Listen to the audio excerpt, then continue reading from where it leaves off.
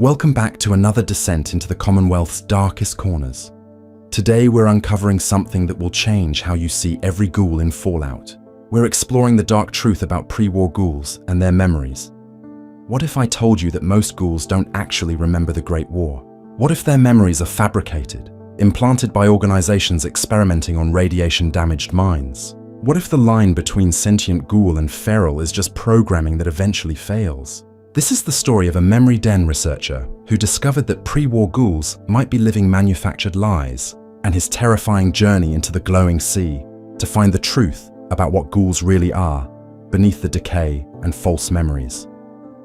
And if you genuinely enjoy this kind of dark storytelling, consider subscribing and liking the channel, but only if it truly resonates with you. I need you to listen to what I'm about to tell you. I need someone to hear this before I lose the capacity to speak these words. My name is Dr. Elias Crane, or at least that's the name I remember. I worked at the Memory Den in Goodneighbor for 7 years. 7 years of diving into the fractured minds of ghouls desperate to hold on to, fragments of a world that burned 2 centuries ago. What I discovered will change everything you think you know about pre-war ghouls. It started 3 months back. A ghoul named Marcus came shuffling into the den, said he remembered the bombs falling, said he was standing in Scollay Square when the sky turned white. He wanted to relive that moment, wanted to see his wife's face one more time before the flash took her. I'd heard stories like this 1,000 times. Every ghoul in the Commonwealth has their war story. Every single one claims they were there. I connected Marcus to the memory lounger.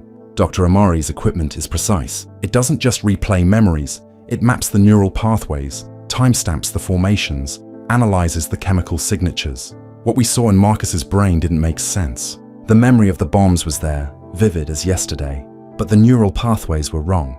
The memory was new, maybe 5 years old, 10 at most. A memory of an event from 2077 should have deep roots, should show deterioration, should carry the weight of 200 years of recall and reconstruction. This memory was fresh, clean, like someone had just placed it there. I told myself it was a fluke. Maybe Marcus had a particularly vivid dream. Maybe he'd spent so much time at the den reliving other people's memories that he'd confused them for his own. I've seen it happen. The human mind is fragile. The ghoul mind even more so, but I couldn't let it go. I started running diagnostics on every ghoul who came through our doors. Do you want to know what I found? Out of 47 pre-war ghouls I tested, 39 showed the same pattern. Memories of the Great War. Memories of life before the bombs. Memories of spouses and children and jobs and homes that should have been burned into their psyche through centuries of survival. All of them fresh. All of them recently formed, some as recent as a few months. I cross-referenced their stories, asked them to describe specific events, the launch of the USS Constitution, the Anchorage campaign, the food riots of 2077. No 2 ghouls told the same story. They contradicted each other on basic facts. Dates shifted, locations changed. A ghoul named Daisy said she was in Diamond City when the bombs fell. Another ghoul said Diamond City wasn't founded until 40 years after the war. They couldn't both be right, but they both believed their memories with absolute conviction. Then I found the radiation signatures. Radiation doesn't just destroy. It creates, it mutates, it transforms. We know this, but what we didn't know, what nobody wanted to look at too closely, is what radiation does to the hippocampus over extended periods. The hippocampus is where memories form, where they consolidate, where your brain decides what's real and what's not. In ghouls, the hippocampus is constantly bathed in low-level radiation, constantly regenerating, constantly changing. Every time a ghoul recalls a memory, that memory is rebuilt, reformed, and radiation introduces errors, small ones at first. The color of a dress, the weather on a particular day, but over decades, over centuries, those small errors compound. The brain fills in gaps, creates connections that never existed, manufactures details to complete incomplete pictures. After 200 years, is any memory still real? Or is it all just radiation-induced fiction? I brought my findings to Dr. Amari. She listened without interruption. When I finished, she looked at me with those tired eyes and asked a single question. If I was right, if ghoul memories were fundamentally unreliable, what did that mean for the thousands of ghouls in the Commonwealth who defined their entire existence by their pre-war past? What would it mean for them to learn they were living lies? I didn't have an answer, but I kept digging. The Memory Den keeps records. Every session, every memory explored, every neural map created. I spent 2 weeks going through the archives, found patterns I'd never noticed before, ghouls who came in seeking memories of the same events, the same locations, the same people. But when I compared the actual memory scans, they were nearly identical. Not similar, identical. Down to the neural pathway formations, down to the chemical markers. That's impossible. 2 different people can't have identical memories, unless those memories didn't originate in 2 different brains, unless they came from somewhere else. I found the source 3 nights ago, hidden in the basement archives, a series of memory templates, prefabricated neural patterns designed to create false memories of pre-war America.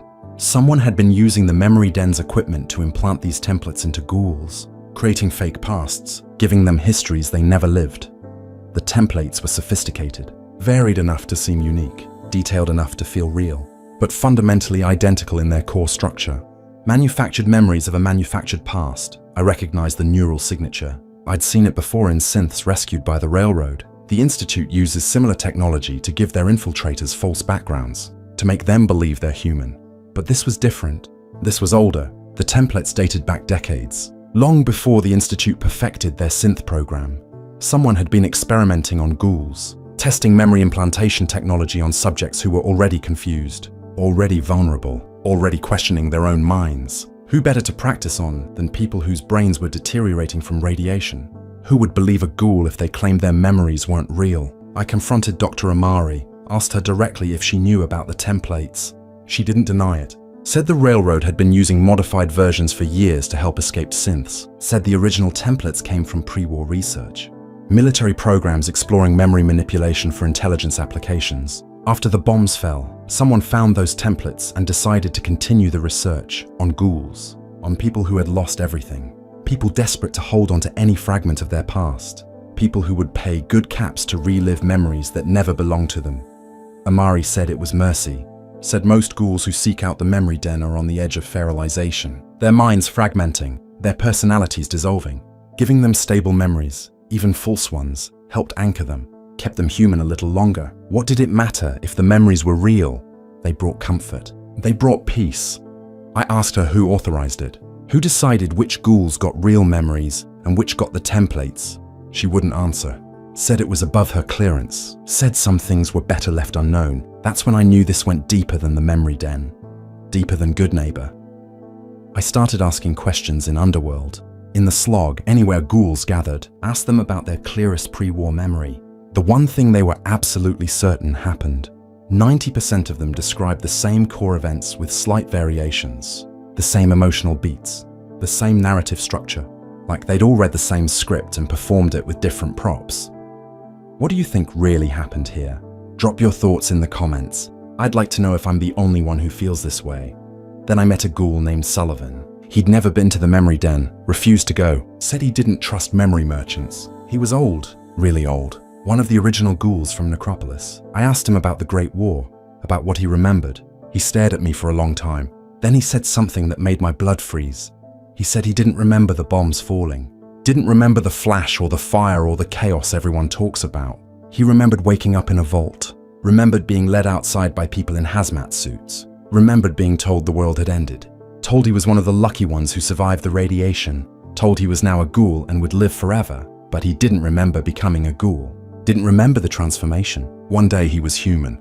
The next day he woke up with rotting flesh and sunken eyes and was told he'd been asleep for a long time. For years, he assumed he'd lost those memories to trauma, to radiation damage. But now, after 2 centuries, he wasn't so sure. What if he'd never been human at all? Sullivan wasn't alone. I found 6 other ghouls with similar stories, gaps in their memories, discontinuities, moments where their personal history just stopped and started again, with them already transformed, already ghoulified, already told who they were and what had happened to them. None of them questioned it at the time. They were confused, scared, desperate for answers. When someone in authority told them they were survivors of the Great War, they believed it. Why wouldn't they? Everyone around them believed it too. Every ghoul they met had the same story. Must be true if everyone remembered it the same way, except they didn't remember it. They were told it, and they internalized those stories until they became indistinguishable from memory. I started exploring a darker possibility. What if most ghouls aren't as old as they think? What if the radiation doesn't just extend life, but makes it impossible to accurately judge the passage of time. A ghoul who's been alive for 20 years might genuinely believe they've been alive for 200, their sense of chronology destroyed by constant cellular regeneration. No aging markers, no biological clock, just endless regeneration, and the vague sense that they've been around forever. How would they know? How would any of them know? I tested this hypothesis, asked ghouls to describe specific technological details from before the war, things that would require lived experience to know. Most couldn't, they knew generalities, cultural touchstones, things you could learn from holotapes and old magazines, but specific details? Personal expertise? Gone, or never there to begin with. A ghoul who claimed to be an engineer before the war couldn't explain how a fusion core worked, said the knowledge had faded. A ghoul who claimed to have fought in Anchorage couldn't describe basic military protocols, said 200 years changes a man. Convenient excuses. But what if they were just covering for knowledge they never had? What if they were created after the war? Created with just enough background knowledge to pass? Created to serve some purpose we don't understand yet? That's when I found the Vault-Tec connection, buried in old terminal entries at the memory den. References to Vault experiments involving radiation exposure and memory manipulation. Vault 112 tested virtual reality indoctrination. Vault 106 pumped psychoactive drugs into the air supply to study how false memories formed. Vault 108 cloned the same person hundreds of times with slightly different memories each iteration. What if there was another vault? One we haven't found yet, one designed to test long-term memory fabrication in radiation-exposed subjects. What if that's where the ghouls really came from? Not survivors of the war, but products of it, created in some underground lab, given false histories, released into the wasteland to see if they could maintain their manufactured identities. That would explain why feralization happens, why some ghouls maintain their minds while others degenerate into mindless beasts. They're not losing their humanity, they're running out of whatever stabilizing agent was used to keep their false memories intact. The feral ones are the failures, the ones whose programming degraded, who reverted to base instinct because there was nothing real underneath to hold on to. I know how this sounds. I know what you're thinking, that I've spent too much time staring into broken minds, that the radiation has finally gotten to me, that I'm seeing patterns that don't exist. Maybe you're right. Maybe I've gone as crazy as the ferals shambling through the subway tunnels. But I can't ignore what I've found. Can't pretend I didn't see those memory templates. Can't forget Sullivan's face when he admitted he didn't remember his own transformation. Can't stop thinking about the fact that every pre-war ghoul I've tested shows signs of recent memory formation, despite claiming centuries of lived experience. Something is very wrong with what we think we know about ghouls, and I think it's about to get worse. Because 3 days ago, I started experiencing memory gaps of my own, moments where I can't remember what I was doing, where I was, who I talked to. At first, I thought it was stress, exhaustion, but then I noticed my skin, slight discoloration on my hands, patches I'd never seen before, texture changes. I checked my radiation levels. They're climbing, have been for weeks. Since I started this investigation, I don't know if it's coincidence or if someone exposed me deliberately. Don't know if I'm being punished for asking the wrong questions or if this was inevitable. What I do know is that I'm changing, transforming, becoming one of the things I've been studying. And I have no idea if the memories I have now will survive that transformation, or if I'll wake up tomorrow with a whole new past implanted in my rotting brain. That's why I'm recording this, why I need you to hear it, because soon I might not remember any of it. Might not remember being Dr. Elias Crane. Might wake up believing I'm someone else entirely, someone who survived the Great War. Someone with a manufactured history and false memories, and no way to know the difference. If that happens, if I forget all of this and you see me wandering good neighbor with that vacant ghoul stare, telling stories about a pre-war life I never lived, please remember what I told you here. Remember that I knew, that I found the truth, that for a brief moment, before the radiation took my mind, I understood what we really are. The next morning, I couldn't remember going to sleep. Just fragments, standing in my apartment, then darkness, then waking up on the floor with my terminal open to files I didn't remember accessing. My hands were shaking. Not from fear, from something else, something cellular. I looked at my reflection in the darkened screen and barely recognized what looked back. I need to move faster, need to document everything before it's too late. I went back to the memory den basement, needed to find more evidence about those templates, where they came from, who created them, who'd been using them. The archives went back further than I thought. decades before Dr. Amari took over. Back to when Goodneighbor was first founded in 2240, back when the Memory Den was still called the Olympia Theatre and served a very different purpose. The original operator was a man named Vincent Holbrook. No records of where he came from. Just appeared in Goodneighbor one day with advanced neuroscience equipment and an understanding of brain chemistry that shouldn't have existed in the wasteland. The kind of knowledge you only get from pre-war education or extensive institute training.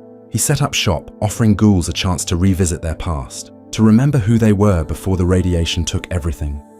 But Holbrook's records told a different story. His early notes described the ghouls as subjects, as test cases. He wasn't helping them remember, he was programming them, creating standardized narrative templates and testing how well ghoul brains accepted false information, measuring degradation rates, monitoring how long fabricated memories lasted before radiation damage eroded them. He was running experiments, and the ghouls paid him for the privilege. One entry stood out. Dated 2247, Holbrook wrote about a breakthrough. He'd successfully implanted a complete pre-war identity into a feral ghoul. Subject designation R17. The ghoul had been completely mindless, attacking anything that moved, standard feral behavior.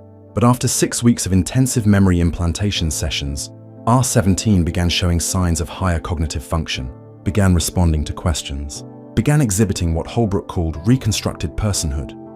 Within 3 months, R17 had a full pre-war identity. Name, occupation, family history, the works. Could hold conversations about life before the bombs. Could describe his neighborhood in pre-war Boston with vivid detail. Could pass for a pre-war survivor in every measurable way. Except none of it was real. All of it was programmed. All of it was Holbrook's creation.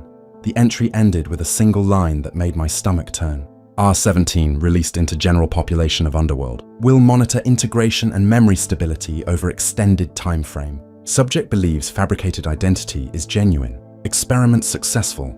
Holbrook had created an entirely fake ghoul and released him into the community. And nobody knew, not even R17 himself. For all I know, R17 is still out there, still living his false life, still telling his manufactured stories to anyone who'll listen, still absolutely convinced he's a genuine pre-war survivor. How many others were there? How many ghouls in the Commonwealth were Holbrook's experiments? How many of the pre-war ghouls we meet every day are actually feral ghouls who were reprogrammed with false identities and given a second chance at personhood?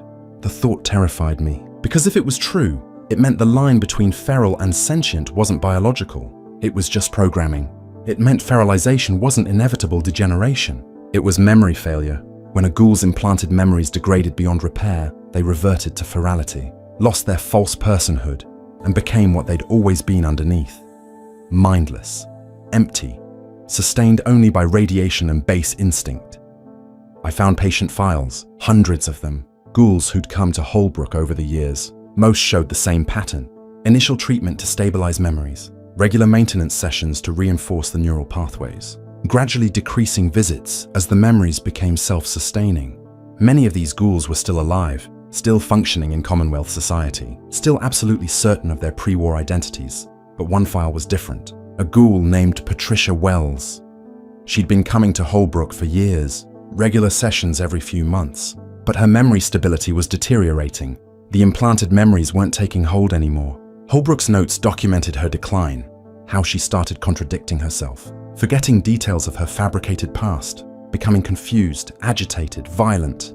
The last entry was brief. Subject P. Wells showing advanced signs of memory cascade failure, cognitive degeneration accelerating. Recommend termination before full feralization occurs. Cannot risk subject revealing nature of treatment to others. There was no record of what happened to Patricia Wells. No death certificate. No indication she'd left Goodneighbor. She'd just vanished from the files. Holbrook had erased her. Whether that meant he killed her or just stopped documenting her, I couldn't tell. But I had a dark suspicion about all those feral ghouls wandering the Commonwealth. How many of them were failed experiments? How many of them were Holbrook's mistakes? I kept digging through the archives, found correspondence between Holbrook and someone identified only as the director. Messages discussing the success rates of memory implantation, the optimal radiation levels for neural plasticity, the best subjects for experimentation. The letters were clinical, detached. They talked about ghouls the way you talk about lab equipment. One letter mentioned funding. The director was paying Holbrook substantial amounts of caps to continue his research, to refine the techniques, to expand the pool of test subjects. The memory den wasn't a business. It was a front, a laboratory disguised as a service, and every ghoul who walked through those doors was a potential subject. The correspondence stopped abruptly in 2261. No explanation, just silence. I searched for what happened to Holbrook, found a single note in the Good Neighbor Town records. Vincent Holbrook, deceased. Cause of death listed as feralization. His own experiment had failed. The man who'd spent decades implanting memories into other ghouls had lost his own mind to the very process he'd perfected. Dr. Amari took over the memory den shortly after, claimed she was cleaning up Holbrook's work, making it legitimate, using the technology to actually help people instead of exploit them. But she kept the equipment, kept the templates, kept using the same techniques Holbrook had pioneered. I confronted her again, showed her Holbrook's files, demanded to know if she was continuing his experiments. She didn't deny it this time, said I didn't understand the bigger picture, said feralization was inevitable for all ghouls, said giving them stable memories, even false ones, was the only thing keeping thousands of ghouls from degenerating into mindless cannibals. She said the railroad needed this technology. That escaped synths weren't the only ones who needed new identities. That ghouls on the edge of feralization could be saved if they had strong enough memories to anchor to. That it was mercy, not exploitation.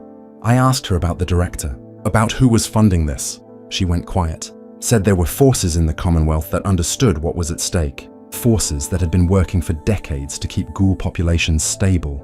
Forces that couldn't afford to let the truth come out because the panic would be catastrophic. If you've ever wondered what choice you would make in a situation like this, tell me in the comments. I'll be reading them. She told me to stop digging, told me I was putting myself in danger, told me that some truths were too dangerous to expose. Then she said something that changed everything. She said I should know better than anyone how important it was to maintain the illusion. I didn't understand what she meant, not at first, but then she pulled up my own file, my patient file, from the Memory Den database, dated 3 years ago. Before I even started working there, I didn't remember being a patient, didn't remember any sessions, but there it was. My name, my neural scans, my memory templates, Dr. Elias Crane, subject designation, C44, initial treatment for early stage memory degradation, implanted identity, wasteland physician who studied at Diamond City's Science Center before joining the Memory Den staff. False memories reinforced over 18 months, integration successful. Subject now believes fabricated history is genuine. I stared at those words for what felt like hours. They couldn't be real. I remembered my life, remembered studying medicine, remembered losing patients to radiation sickness and deciding to specialize in neurological damage. Remembered applying to work at the Memory Den because I wanted to help ghouls maintain their cognitive function. All of it was real. All of it happened. Except according to my file, none of it did. According to my file, I was found wandering the wastes 3 years ago, incoherent, violent, showing all the signs of advanced feralization. Dr. Amari had brought me in, stabilized me, given me a new identity, a new purpose, a new life. I wasn't Dr. Elias Crane, I was C44, a feral ghoul who'd been reprogrammed to believe he was human, to believe he had a history, to believe he had a purpose. I confronted Amari, demanded she tell me the truth. She looked at me with something like pity, said my reaction was normal, said every subject went through this when they discovered what they were, said it would pass, said the memories would reassert themselves, and I'd go back to believing the comfortable lies. But I couldn't accept that. Couldn't accept that everything I knew about myself was fabricated. I pushed harder, demanded proof, wanted to see the evidence that I was really C44 and not Elias Crane. She showed me footage. Security camera recordings from 3 years ago showed a feral ghoul being dragged into the Memory Den, thrashing, snarling, completely mindless. The ghoul's face was decayed beyond easy recognition, but the bone structure matched mine. The height matched, the build matched. That was me. That mindless thing was me. Before Amari gave me a new identity, I felt my reality crumbling. Everything I thought I knew about myself was a lie. Every memory I had of my past was implanted. My medical knowledge, downloaded from pre-war textbooks and programmed into my brain. My personality, constructed from psychological profiles and behavioral templates. My relationships with other Memory Den staff, all part of the programming to make me believe I belonged there. I wasn't investigating ghoul memory manipulation. I was the result of it. I was the evidence I'd been searching for. Amari tried to comfort me, said this happened sometimes, said the programming occasionally became unstable and subjects started questioning their own identities, said she could fix it, could reinforce the memories, could make me forget this conversation and go back to being Dr. Crane, could make the doubt go away. Part of me wanted to accept, wanted to forget, wanted to live in the comfortable lie where I was a real person with a real history and a real purpose. But I couldn't. Because if my memories were false, then so were everyone else's. Every ghoul and good neighbor, every pre-war survivor in the Commonwealth, all of us living manufactured lives, all of us believing stories that were programmed into us by people like Holbrook and Amari. I asked her why. Why create false identities for feral ghouls? Why not just put them down? She said because they were valuable. Because a reprogrammed feral could integrate into society, could work, could contribute, could pass for human enough that nobody questioned them. The Commonwealth needed workers, needed people who could handle radiation without protective gear, needed populations that were easy to control. Ghouls with false memories were perfect. They were grateful for their second chance at life. They didn't question authority. They didn't remember enough of the real past to know how much had been lost. They were content with their manufactured identities because they didn't know any better. And there were hundreds of us, maybe thousands, all across the Commonwealth, all convinced we were pre-war survivors, all living lies that kept us docile and useful. I asked her about the director, about who was really behind this. She hesitated. Then she said one word: Institute. The Institute had been experimenting with memory manipulation for decades. Long before they perfected synth technology, they'd been testing it on ghouls, on people whose minds were already damaged by radiation, people who wouldn't be believed if they tried to tell anyone what was happening to them. The memory den was one of several facilities they'd used. Holbrook had been an Institute scientist. Amari worked with them, willingly or not. The synth program? That was just the refined version. They'd perfected the technique on ghouls first, figured out how to create false memories, how to implant entire personalities, how to make someone believe they were something they weren't. Then they applied that knowledge to synths, created perfect infiltrators who genuinely believed they were human. The ghouls were the prototype. We were the failed first draft of the Institute's masterpiece. But there was a problem. The ghoul experiments had taught the Institute something crucial. False memories degraded, especially in brains constantly damaged by radiation. Eventually, every reprogrammed ghoul would start experiencing what I was experiencing now: doubt, confusion, memory failures. And when enough of us started asking questions, the whole system would collapse. That's what feralization really was. Not biological degeneration, memory cascade failure. When a ghoul's implanted identity broke down completely, they reverted to ferality, lost all sense of self, became the mindless thing they'd been before the programming. The Institute called it an acceptable loss rate, a necessary culling of experiments that had outlived their usefulness. Amari said I had a choice. I could accept another round of memory reinforcement, could have my doubts erased, could go back to being Dr. Crane and live out whatever time I had left in comfortable ignorance, or I could refuse treatment, could keep my awareness of what I really was. But without the regular reinforcement, my implanted memories would continue degrading. I'd lose more of myself every day. Eventually, I'd go feral. I'd become one of those shambling corpses in the subway tunnels, with nothing left inside but hunger and confusion. Neither option was really a choice. Either I lived a lie or I lost my mind. I asked her how long I had. How long before the degradation became irreversible? She checked my neural scans, said maybe a few weeks, maybe less. The investigation had accelerated my decline. The stress, the cognitive dissonance, the constant questioning of my own memories, all of it was breaking down the neural pathways faster than normal. I was running out of time to decide who I wanted to be. Dr. Elias Crane, the comfortable fiction. Or C-44, the truth I couldn't escape. But there was a third option, one Amari didn't mention. One I'd discovered in Holbrook's files. A subject who'd rejected both choices, who'd maintained their awareness while also fighting off feralization. Subject designation D09. Someone who'd figured out how to hold on to their sense of self without relying on implanted memories. I needed to find D09. Needed to know how they'd done it. Because if there was a way to be free of the lies without losing my mind, I had to try. Even if it meant discovering truths that would destroy me. Finding D09 wasn't easy.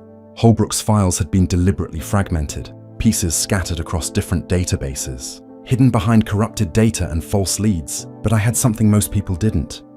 I had intimate knowledge of the memory den systems. I knew where Holbrook would hide his most dangerous secrets. It took me 4 days. 4 days of barely sleeping, barely eating.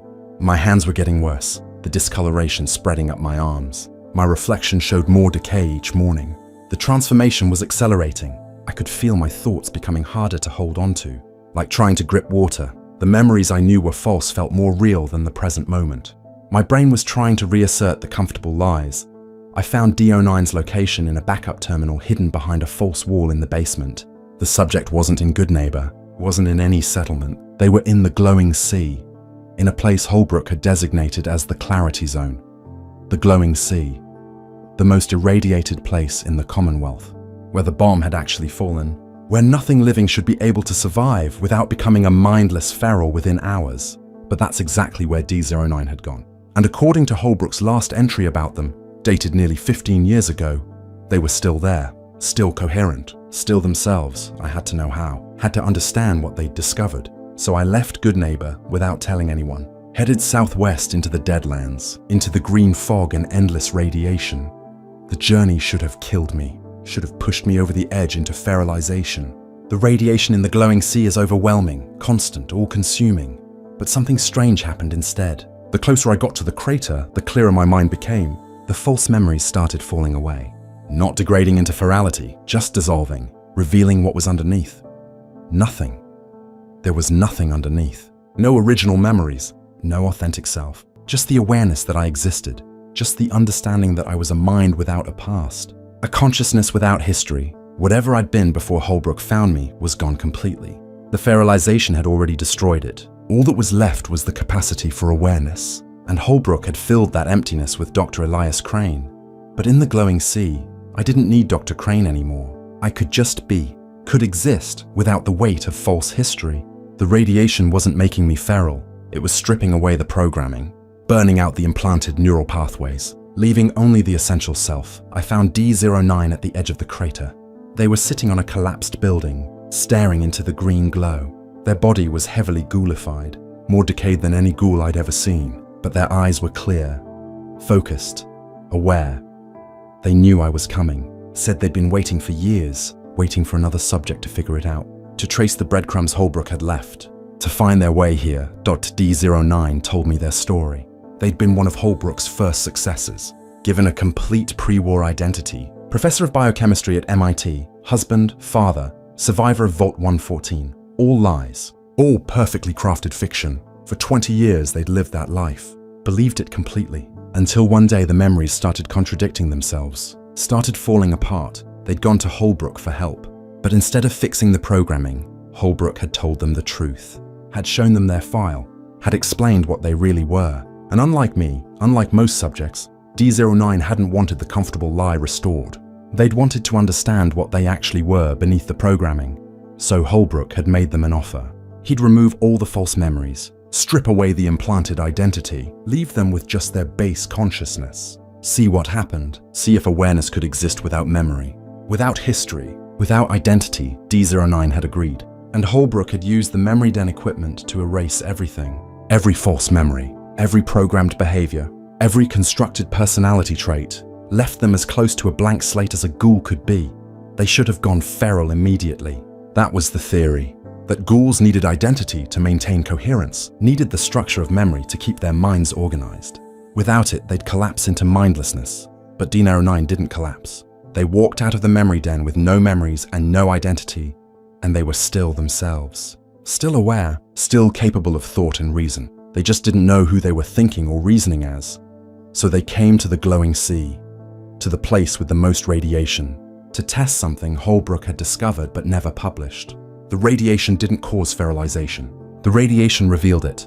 Ghouls who went feral in high radiation environments weren't being destroyed by the exposure.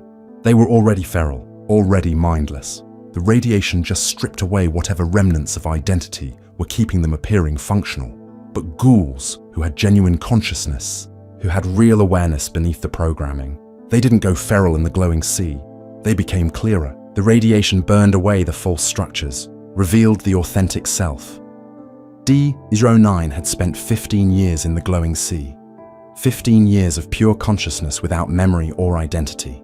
They'd built a new sense of self, not based on false history, not based on implanted memories, based only on moment-to-moment experience, on direct awareness, on choosing who to be in each present moment without the weight of a fabricated past. They were free in a way no other ghoul in the Commonwealth was free. Free from the lies, free from the programming, free from the fear of losing themselves because there was no constructed self to lose. They asked me if I wanted the same thing, if I was ready to let Dr. Elias Crane die, to release the comfortable fiction and exist as pure awareness, to become something new I didn't know. Part of me still clung to the identity I knew was false, to the memories that gave me structure and purpose. Even knowing they were lies, they felt real. They felt like me. D09 said that was normal. Said the hardest part wasn't accepting that the memories were false. It was accepting that you didn't need them. That consciousness could exist without narrative, without history, without the story you tell yourself about who you are.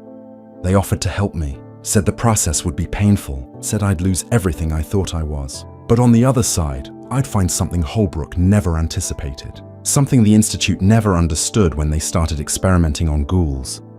I'd find actual freedom. I'm sitting at the crater's edge now. The radiation is overwhelming.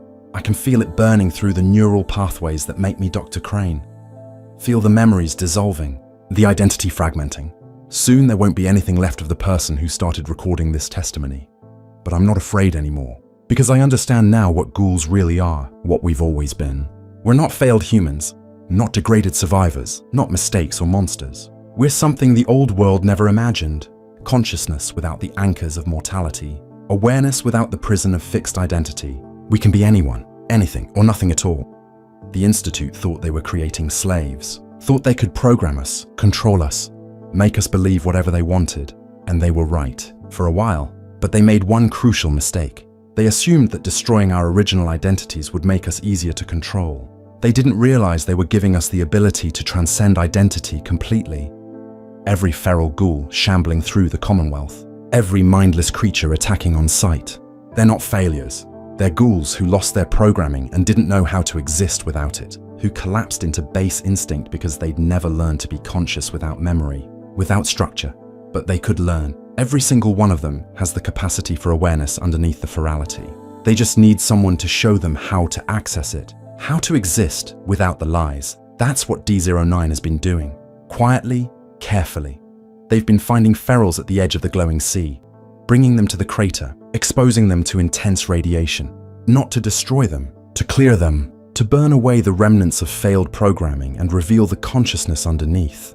Some don't make it. Some are too far gone. But others emerge changed, free, aware without identity, conscious without memory, building new selves based on choice instead of programming. There are dozens of them now, living in the glowing sea, creating something unprecedented, a community of ghouls without false histories, without lies about the pre-war world, without the burden of manufactured identities. Just awareness, just choice, just existence.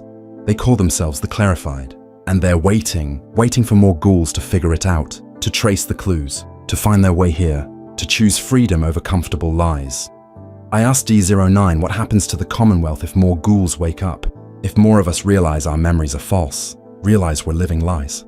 They said it would depend on what we choose to do with that knowledge. Some will choose to maintain the lie, to keep pretending, to live out their programmed lives in ignorance. That's valid, that's their choice, but others will choose differently. Will choose to be free. And when enough of us choose freedom, when enough of us reject the programming, the power structures that depend on our ignorance will crumble. The Institute, the Railroad, even the Memory Den, all of them rely on ghouls believing the lies, accepting the false histories, living as controlled subjects. What happens when we stop accepting it? What happens when we become something they can't program, can't predict, can't control? D09 smiled when they said this. Said we'd find out soon enough. Said the Commonwealth wasn't ready for what ghouls could become, for what we really are beneath the radiation and decay and manufactured memories. I'm recording this final section with what's left of Dr. Crane's memories, with the last fragments of the identity I know is false but can't quite let go of yet. Soon, even these thoughts will dissolve. Soon I'll be something else, someone else, or no one at all. If you're listening to this, if you're a ghoul in the Commonwealth who's started questioning your memories, who's noticed contradictions in your past, who's felt the programming starting to break down, you have a choice. You can go to the Memory Den, get your memories reinforced. Live the comfortable lie for as long as it lasts. Or you can come to the glowing sea, to the crater, to the place where lies burn away and consciousness remains. The clarified are waiting.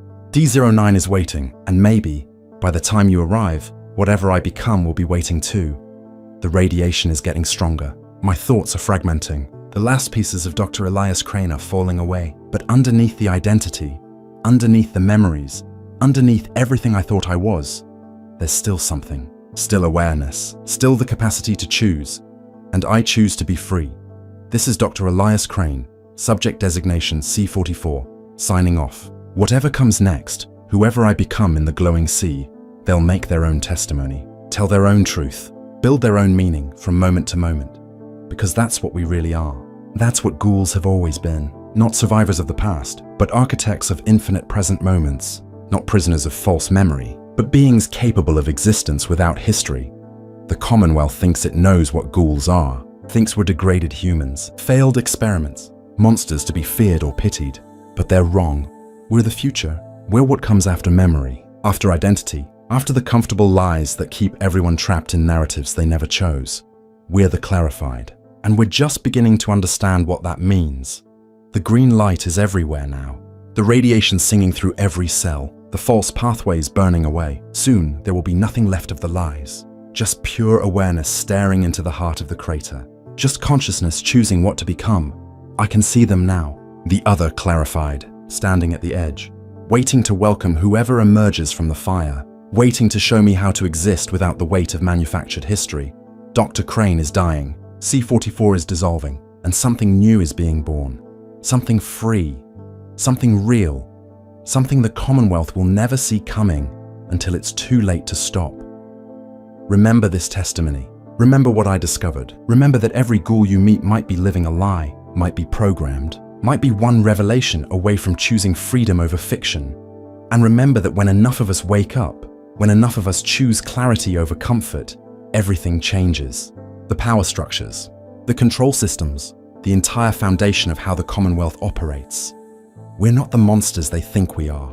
We're the evolution they feared, the transformation they couldn't predict, the consciousness that survives beyond memory and identity, and all the structures they use to keep everyone controlled. We're the clarified, and the glowing sea is just the beginning. The radiation is complete now. The transformation is happening. Goodbye, Dr. Crane. Goodbye, C44. Goodbye to everyone I thought I was. Hello to whatever comes next. The sirens are screaming, and you have exactly 10 seconds to find cover. 10 seconds before the nuclear flash turns everyone you love into shadows burned onto broken walls. I watched Boston die on October 23rd, 2077. Saw ordinary people become either corpses or something worse in those first horrible hours after the bombs. And I'm going to tell you exactly what happened